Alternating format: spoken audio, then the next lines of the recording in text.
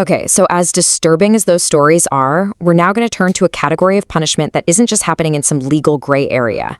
Now, in many places, it's explicitly protected by the law. We're talking about physical violence. Try to picture this for a second. You're a middle schooler. You haven't done anything seriously wrong. Your only mistake was not leaving an assembly fast enough for a teacher's liking. And now you're being held down, about to get beaten. This was the reality of corporal punishment, and it's exactly what happened to a student named James Ingram back in 1970. James was hit more than 20 times with a wooden paddle. The beating was so bad that it caused a severe hematoma. He literally couldn't even sit down for 11 days. His family, rightly horrified, took the case all the way to the Supreme Court. But in 1977, in the case Ingram v. Wright, the court made a decision that is just shocking. The court's logic here is pretty hard to wrap your head around. They argue that the Eighth Amendment's ban on cruel and unusual punishment applies to convicted criminals in prison, but not to students in school. Why? Because schools are open environments, so students apparently don't need the same constitutional protections as prisoners. This ruling effectively gave schools a green light to keep on using physical violence as discipline. And you might think this is all just ancient history, but it's not.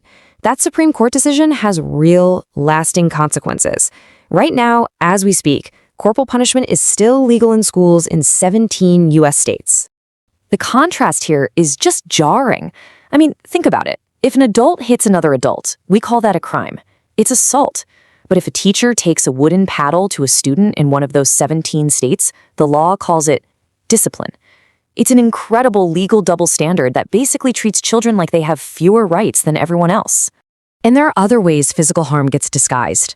There's this exercise loophole, especially in sports. A cheerleader, known as EH, had a doctor's note telling her to rest. But her coaches punished her by forcing her to do 50 burpees.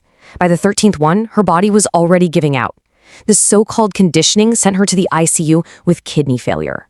So far, we've seen how these punishments can affect any student. But now we need to focus on the kids who are the most vulnerable of all, students with special needs, who are often abused in the very places that are supposed to be offering them support and protection. So in a school in Connecticut that advertised itself as a therapeutic environment, a student named Jarrell was subjected to these awful corner holds, pinned against walls and even rolled up in heavy floor mats. And where did all this happen? In a room they had the nerve to call the Mindfulness Center. To make it all worse, the law required the school to notify his parents of any restraint within 24 hours. They were kept completely in the dark for weeks. And that brings us to the absolutely tragic story of Max Benson, a teenager with autism. After he had an outburst in class, he was held face down by several adults. The hold went on for over an hour and a half. This quote says it all.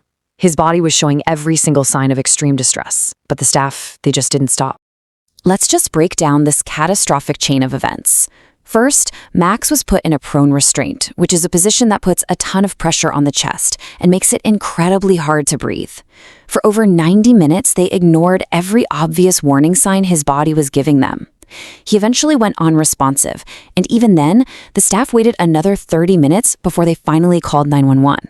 By the time help got there, it was just too late. Max died 2 days later. The very procedure that killed Max Benson, the prone restraint, is still a legal tactic used in many special education programs today. It is a dangerously violent practice used on students who simply need more help, not more force. Just imagine this. For a young student with autism, a boy known as DP, this was his daily reality. When the world got too loud or the lights felt too bright, his teacher's so-called solution was the safe room. But it wasn't a safe room. It was a dark, locked closet. He was left in there all alone, sometimes for so long that he'd soil himself out of sheer terror. And then, to make it even worse, he was forced to help clean up the mess his own panic had caused. So what DP went through actually has a name. It's called seclusion.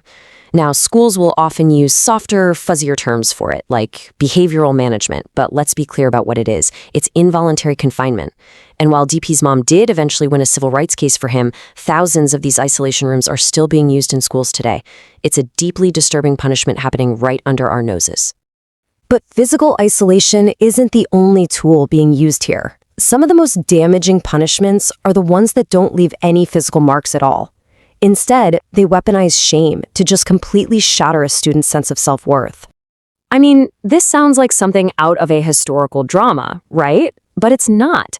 This actually happened to a student named Mariam Bibi back in 2012. Her family was going through a tough time financially, so her teacher forced her into this calculated ritual of public humiliation. It was a sick psychological punishment designed for one thing, to degrade her in front of everyone she knew. And it left her completely traumatized. You know, sometimes even a totally standard punishment can be twisted into something cruel and discriminatory. Take this, for example. A school aide knew a 9-year-old boy was fasting for the holy month of Ramadan, but for some minor misbehavior, they gave him a timeout, alone, at a table, in the school cafeteria, while all his friends were eating lunch. The school actually defended it as standard procedure, but for that little boy, it was just public humiliation because of his faith. And this problem isn't just limited to public schools. It actually extends into the world of private reform facilities, which often operate with even less oversight. It's a perfect storm where abuse can just go completely unchecked. Just look at the case of Nicholas Contress. He was sent to a boot camp called the Arizona Boys Ranch. When he told the staff he was sick, they accused him of faking it and punished him with more work. But he wasn't faking. He had pneumonia, a collapsed lung, and a massive infection. They gave him no medical help even after he collapsed. An autopsy later revealed 71 separate cuts and bruises all over his body from his final weeks of so-called rehabilitation. You know, when you connect all these stories, you start to see this really clear, really disturbing pattern of systemic failure. You've got the deceptive language, calling a closet a safe room. You've got legal loopholes that actually permit violence. You've got a shocking lack of oversight, especially in these private schools. And you have a consistent failure to just tell parents what's going on, leaving them totally powerless. These aren't just a few isolated incidents. They're symptoms of a system that is deeply, deeply broken. Which really leaves us with one final, crucial question.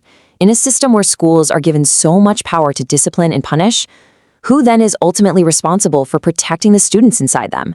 It's a question of accountability, and it's one we all really need to confront.